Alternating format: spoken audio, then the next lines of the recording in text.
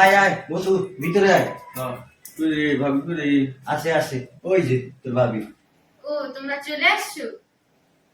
ওইটা কে? এটা আমার বন্ধু মাসুম। সে কোনো সমস্যা হয়নি তো ভাইয়া? না ভাবি, কোনো সমস্যা নেই।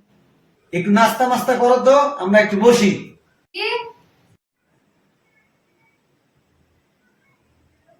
ও আমার মনে হয় ফোন বাজছে, আমি ফোনটা চেক করে আসছি। বন্ধু আমরা হ্যাঁ। সবাই যাই বসি, ও নাস্তা দিচ্ছে। চলো। চল। আয় বন্ধু বল। ও এখানে তো ভয়েস এসএমএস আসছে, ওই দেখি কি বলে। ও গো শোনো, আমি আমার বন্ধুকে বানায় সানায় মেলা মিশে কথা কইছি যে আমার বউ আমার সব কথা শোনে। আর শোনো, বিকালে আমি তোমাকে দুটা ড্রেস কিনে দিবানে। আর রাতের বেলা তোমার রান্না করার দরকার নাই, আমি তোমাকে রাতের বেলা হোটেলে নিয়ে যাই, রেস্টুরেন্টে নিয়ে যাই খাওয়াবো, ঠিক আছে? আমার মতো এবার মতো আমাকে বাঁচাও। আচ্ছা সাথে কি চিকেন ফ্রাইও দিব নাকি?